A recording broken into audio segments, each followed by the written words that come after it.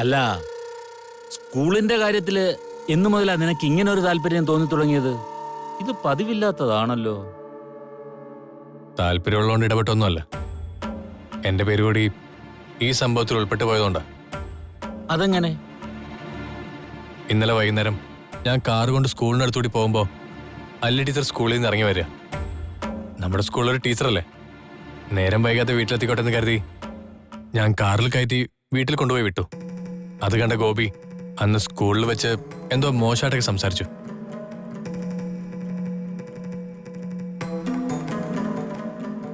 അച്ഛൻ എന്നെ വിളിച്ചോ? ആ, വിളിച്ചു. എന്തായിരുന്നു സ്കൂളിൽ സംഭവിച്ചത്? ഒരു ടീച്ചറെ സസ്പെൻഡ് ചെയ്തു എന്നൊക്കെ കേട്ടല്ലോ. എന്താ സംഗതി? അതച്ഛാ, നമ്മുടെ പ്യൂണിനെ ഒരു ടീച്ചർ മുഖത്തടിച്ചു. മുഖത്തടിച്ചെന്നോ? അതെന്തിന്? അയാളെന്തോ തമാശ പറഞ്ഞെന്ന്, അതിനാ അടിച്ചത്. ശരി, എന്നിട്ട്? അക്കാര്യം കൈമൾ മാഷ് എന്നെ വിളിച്ച് പറഞ്ഞച്ചാ. നിയമപ്രകാരം എന്താണോ ചെയ്യേണ്ടത് അത് ചെയ്തോളാൻ ഞാൻ പറഞ്ഞു. അങ്ങനെയാ ആ ടീച്ചറിനെ സസ്പെൻഡ് ചെയ്തത്. സഹപ്രവർത്തകനെ ദേഹോപദ്രവം ഏൽപ്പിച്ച ടീച്ചറിനെ സസ്പെൻഡ് ചെയ്യാൻ വകുപ്പുണ്ടെന്നാ കൈമൾ എന്നോട് പറഞ്ഞത്. ആ ടീച്ചർ എന്തിനാ ഗോപി അടിച്ചെന്ന് ആർച്ച് അന്വേഷിച്ചോ? അതൊന്നും ഞാൻ തിരക്കിയില്ല. കൈമള് തിരക്കിയിട്ടുണ്ടാവുമല്ലോ. ടീച്ചർമാർ സാക്ഷികളുമാ. അവഹേളിക്കുന്ന രീതിയിൽ സംസാരിച്ചോണ്ടാ ടീച്ചർ ഗോപി അടിച്ചത്. അതിന് ടീച്ചർ മാത്രം ശിക്ഷിക്കുന്നത് ശരിയാണോ? ഒരു ടീച്ചറെ കുറിച്ച് എങ്ങനെ സംസാരിക്കാൻ ഒരു പ്യൂണിന് എങ്ങനെയാ ധൈര്യം കിട്ടിയത്? സത്യം പറഞ്ഞ അയാളെയാ ആദ്യം അവിടുന്ന് പറഞ്ഞുവിടണ്ടേ. കുട്ടികൾക്ക് മാതൃകയാവേണ്ട ഒരു ടീച്ചർ മറ്റുള്ളവരുടെ എല്ലാം മുന്നിൽ വെച്ച് ഒരു കൂസലുമില്ലാതെ അക്രമം കാണിച്ച ശിക്ഷിക്കരുതെന്നാണോ ദേവേട്ടൻ പറയുന്നത്? അത് തന്നെ ഞാനും ചോദിക്കുന്നത്. കുട്ടികൾക്ക് മാതൃകയാവേണ്ട ഒരു ടീച്ചറെ കുറിച്ച് സ്കൂളിൽ ഇല്ലാ കഥകളൊക്കെ ഉണ്ടാക്കി അപമാനിക്കാൻ ശ്രമിച്ച പ്യൂണിനെ അപ്പൊ ശിക്ഷിക്കണ്ടേ? ദേവേട്ടൻ എന്താ ആ ടീച്ചറിന്റെ കാര്യത്തിൽ ഇത്ര താല്പര്യം? ഞാൻ സത്യത്തിന്റെ ഭാഗത്ത് നിന്നോണ്ടാ സംസാരിക്കുന്നത്. ആർച്ചക്കെന്ത് ഗോപിയുടെ കാര്യത്തിൽ ഇത്ര താല്പര്യമെന്ന് എനിക്ക് മനസ്സിലാവുന്നില്ല. അതുപോലെ ആ ടീച്ചറിനോട് ഇത്ര വിരോധം എന്തിനാ? നിങ്ങൾ തമ്മിൽ ശണ്ട കൂടണ്ട. രണ്ടു കൂട്ടരോടും നാളെ രാവിലെ ഇവിടെ വരാൻ പറയാം. രണ്ടുപേർക്കും പറയാനുള്ളത് കേട്ടിട്ട് ഞാൻ തീരുമാനം പറഞ്ഞോളാം. ഒരു ടീച്ചറെ കുറിച്ച് പ്യൂണായ ഗോപി അത്തരം കമന്റുകൾ പറയുന്നത് ഗുരുതരമായ കുറ്റം തന്നെയാ. ടീച്ചറുടെ ഭാഗത്തും തെറ്റുണ്ട്. മോശപ്പെട്ട ഒരു കാര്യം അയാൾ പറഞ്ഞെങ്കിലും ദേഹോപദ്രവം ഏൽപ്പിച്ചത് തെറ്റായിപ്പോയി. ടീച്ചർക്ക് കൈമളിന്റെ അടുത്തോ ആർച്ചയുടെ അടുത്തോ അതുമല്ലെങ്കിൽ എന്റെ അടുത്തോ പരാതി നൽകാമായിരുന്നു. അതൊന്നും ചെയ്യാതെ സ്വയം ശിക്ഷ നടപ്പാക്കിയത് ഒരു ടീച്ചർ എന്ന നിലയിൽ ശരിയായ നടപടിയല്ല. രണ്ടു വശവും കേട്ട സ്ഥിതിക്ക് ഞാനൊരു തീരുമാനം പറയാം. ഇരുഭാഗത്തും തെറ്റുണ്ടെങ്കിലും കൂടുതൽ തെറ്റ് ഏതു ഭാഗത്താണോ ആ ഭാഗത്താണ് ശിക്ഷ വേണ്ടത്. ഒരാഴ്ച അയാൾ പുറത്ത് നിൽക്കട്ടെ. ടീച്ചറിന്റെ സസ്പെൻഷൻ റദ്ദാക്കിയേക്കണം.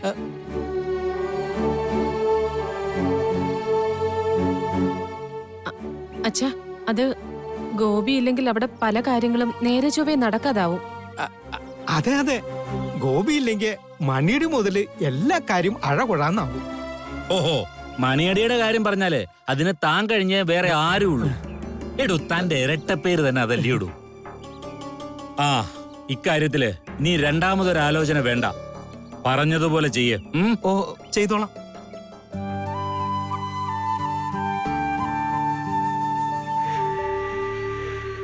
എന്റെ മകനെ ചേർത്താ താൻ ടീച്ചറെ കുറിച്ച് കഥകൾ ഉണ്ടാക്കിയത്. തനിക്ക് ഒരാഴ്ചത്തെ ശിക്ഷയല്ല തരേണ്ടിയിരുന്നത്. പിന്നെ തന്റെ വീട്ടിലെ പ്രാരാബ്ധമൊക്കെ അറിയാവുന്നതുകൊണ്ടാ ഞാൻ ശിക്ഷ കുറച്ചത്. ഇനി ഇങ്ങനെ എന്തെങ്കിലും ഉണ്ടായാൽ താൻ സ്കൂളിൽ നിന്ന് പുറത്താ. ടീച്ചറെ, ഇനി ഇതുപോലെ എന്തെങ്കിലും സംഭവം ഉണ്ടായാൽ സ്വയം ശിക്ഷ വേണ്ട, ഇവിടെ വന്ന് എന്നോട് പറഞ്ഞാ മതി. അച്ഛൻ അങ്ങനെ ഒരു തീരുമാനമെടുത്തത് ശരിയായില്ലെന്നാ എന്റെ അഭിപ്രായം. എന്ത് തീരുമാനം? ആ ടീച്ചർക്ക് അനുകൂലമായി മാത്രം തീരുമാനമെടുത്തത്. ടീച്ചർ മാത്രമല്ലല്ലോ, ഗോപിയും സ്കൂളിലെ സ്റ്റാഫ് തന്നെയല്ലേ. അച്ഛൻ തന്നെ പറഞ്ഞു രണ്ടുപേരും തെറ്റ് ചെയ്തെന്ന്. എന്നിട്ട് ഒരാളുടെ ശിക്ഷ പിൻവലിക്കുകയും പരാതി പറഞ്ഞയാളെ ശിക്ഷിക്കുകയും ചെയ്യുന്നതാണോ നീതി? ആർച്ചേ, നമ്മൾ ഒരു കാര്യത്തിൽ തീരുമാനമെടുക്കുമ്പോൾ നാനാവശവും ചിന്തിക്കണം. ശരി തെറ്റുകളെക്കുറിച്ച് വ്യക്തമായ ധാരണ ഉണ്ടാവണം. അപ്പോ ആ ടീച്ചർക്ക് ഞങ്ങൾ കൊടുത്ത ശിക്ഷ തെറ്റായിപ്പോയി എന്നാണോ അച്ഛൻ പറയുന്നത്? ആ തീരുമാനം ന്യായയുക്തമല്ലായിരുന്നു. അതുകൊണ്ടാ ഞാനത് തിരുത്തിയത്. ഒരു സ്റ്റാഫ് മറ്റൊരു സ്റ്റാഫിനെ ശാരീരികമായി ആക്രമിക്കുന്നത് ശരിയാണെന്നാണോ അച്ഛൻ പറയുന്നത്? നീ ഇന്ന് എവിടായിരുന്നു? ഉച്ചയ്ക്ക് ഉണ്ണാനും വന്നില്ല എന്ന് ആയമ്മ പറഞ്ഞു. ഞാനും ചിന്നനും കൂടി കാക്കാഞ്ചിറയിലെ പറമ്പ് വരെ ഒന്ന് പോയി.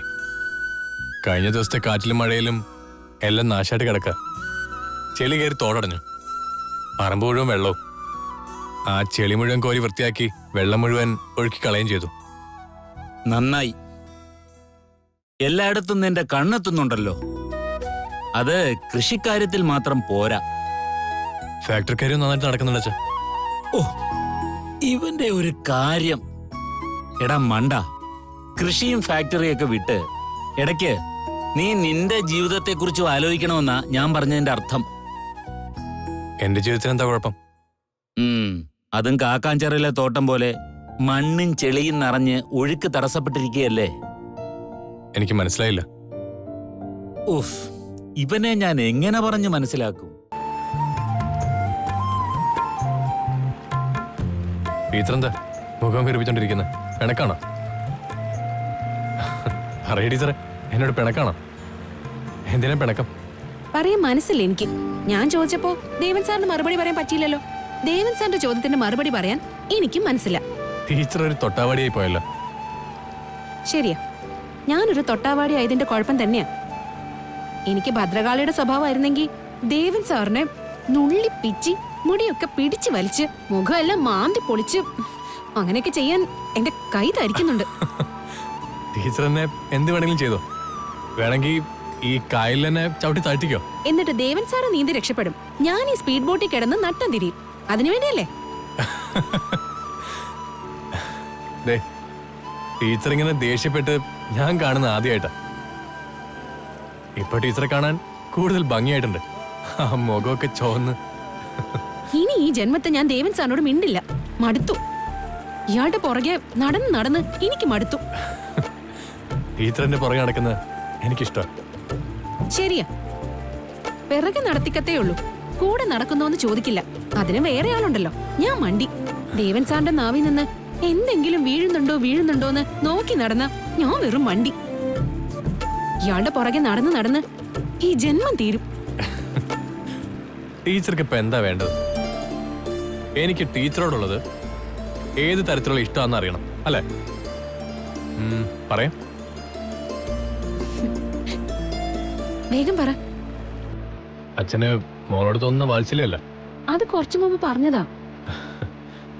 അമ്മയ്ക്ക് മകളോട് തോന്നുന്ന വാത്സല്യം അല്ലേ? അതും കുറച്ചു മുമ്പ് പറഞ്ഞതാ.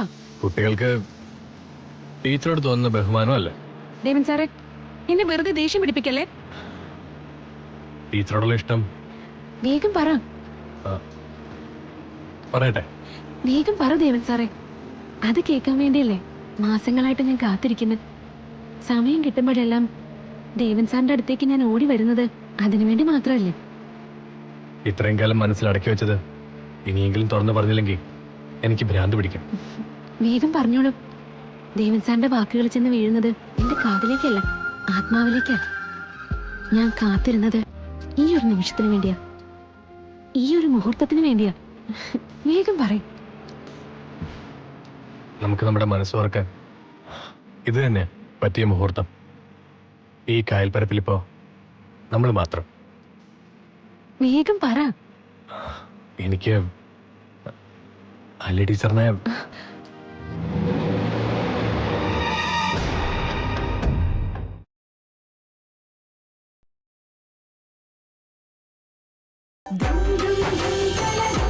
ഞാൻ സ്നേഹിക്കുന്ന പെണ്ണ് നീയാ, നീ മാത്രം. ആദ്യം കണ്ട നാള് മുതലേ ഞാൻ കേൾക്കാൻ കൊതിച്ച വാക്കുകളാണിത്.